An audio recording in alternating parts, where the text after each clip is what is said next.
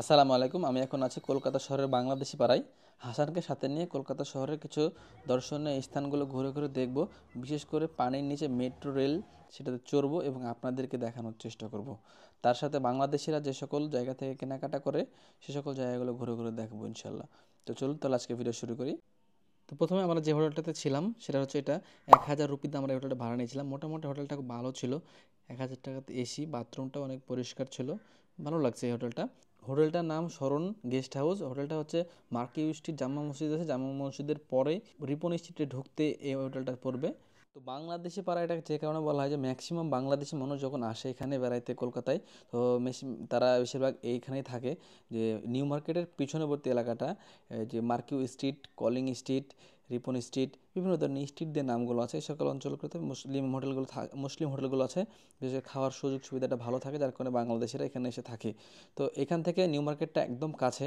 New মার্কেটটা পায়ে হেঁটে যাওয়া আসা করা যায়। তাছাড়া কিছু সুপার শপগুলো আছে, সেই সকলগুলো এখানে কাছে হয়। আবার এইখান থেকে বাংলাদেশের অনেকগুলো বাস যায় বিভিন্ন জেলায়, চট্টগ্রাম, ঢাকা, রাজশাহী। তো এই এলাকাটা খুব ফেমাস এলাকা। তো কলকাতায় আসলে লোকাল খাবারের ভিতরে যে খাবারটা সবথেকে বেশি খাওয়া হয় সেটা হচ্ছে এখানকার এই যে ফ্রুটস প্লেট।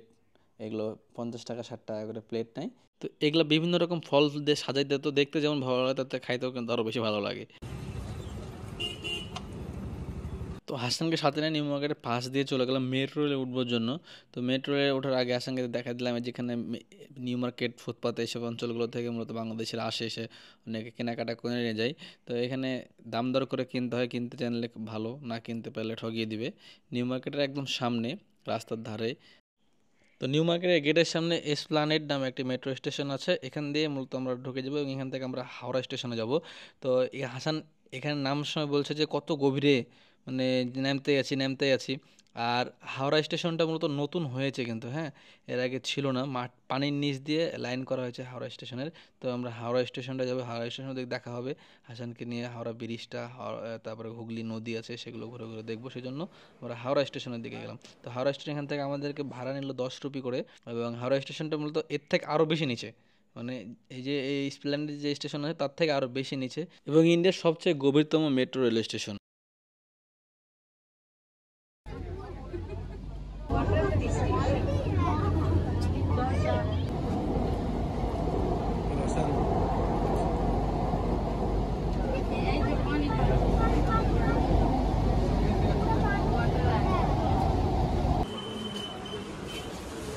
তো অবশেষে আমরা হাওড়া মেট্রো স্টেশনে চলে এসেছি, আর এটা কিন্তু হাওড়া স্টেশনের ভিতরেই।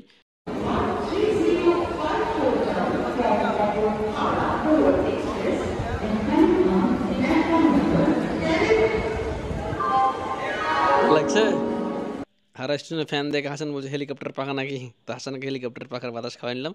দিয়ে বের হয়ে হাওড়া স্টেশনটা এদিকে দিয়ে ঘুরে এখানে গঙ্গার পাড়ে গেলাম। তো গঙ্গার এখানে কিছুক্ষণ বসার পরে চলে গেলাম হাওড়া ব্রিজ দেখতে, ঐতিহ্যবাহী ইংরেজদের তৈরি হাওড়া ব্রিজ। তো হাওড়া ব্রিজের এখানে কিছুক্ষণ থাকার পরেই আমরা বাবুঘাটে যাব, মানে ইডেন গার্ডেনের পাশে। তো এপার থেকে 6 রুপি করে দিয়ে আমরা দুটো টিকিট কেটে নিলাম। আর ফেরিতে ওঠার পরে বলছি যে মনে মনে 6 রুপি দাম মাত্র। তো আমি এখান থেকে ছবি তুললাম, ভিডিও করলাম। এটা তো নাহলে 100 টাকা বিল হওয়া উচিত ছিল।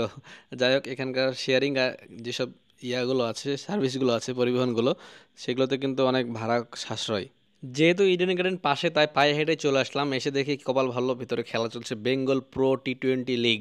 এখানে এসে শাহবাজ আহমেদ, দেখবেন হায়দ্রাবাদ থেকে খেলে, শাহবাজ আহমেদের একটা ইনিংস দেখলাম। সেই দুর্দান্ত একটা পারফর্ম করলো এবং লাস্টে গিয়ে 1 রানে হেরে গেল। মালটা দুরান লেগে শিওর।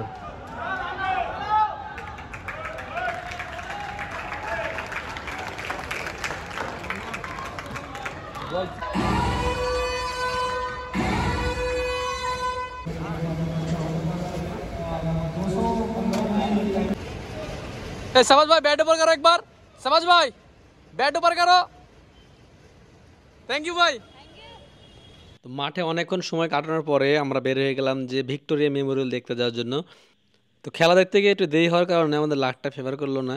5:54 বাজে তখন আমরা এখানে পৌঁছেছি এবং ভিক্টোরিয়া মেমোরিয়াল বন্ধ হয়ে যায় 5:30-এ।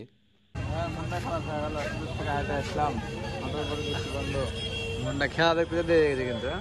তো ভিক্টোরিয়া মেমোরিয়াল পাশ থেকে শেয়ারিং বাসে করে আমি হাসান কিনে চলে গেলাম বড় বাজারের দিকে। বড় বাজারে যে একই অবস্থা দেখছি।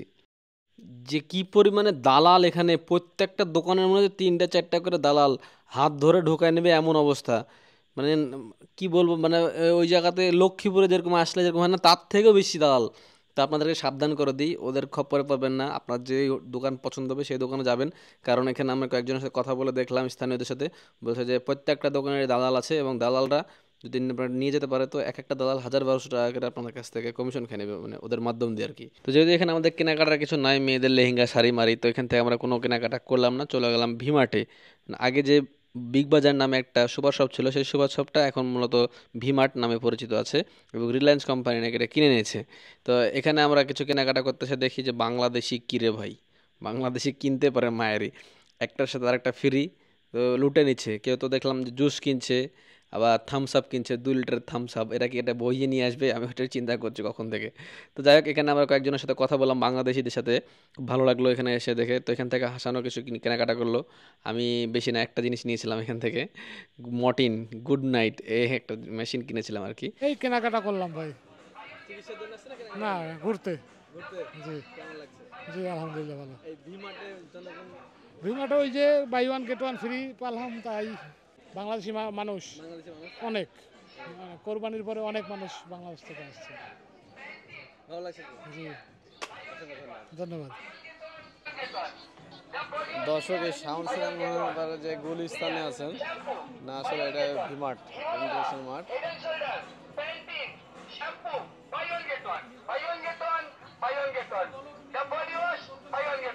তো এখান থেকে বেরিয়ে আমরা আমাদের হোটেলের দিকে গেছিলাম। তো সেখানে গিয়ে আরেকটা সুপার শপে ঢুকেছিলাম, এখানেও একই অবস্থা, বাংলাদেশিদেরকে নিয়ে এদের মূলত ব্যবসা। মানে বাংলাদেশিরা আসলে এদের ব্যবসা জাঁকজমক, যখন বাংলাদেশিরা না আসে তখন ব্যবসা ঢিল চলে। মানে অন্যদের মুখ থেকে শোনা আর কি কথাগুলো। বাংলাদেশি কেনেন।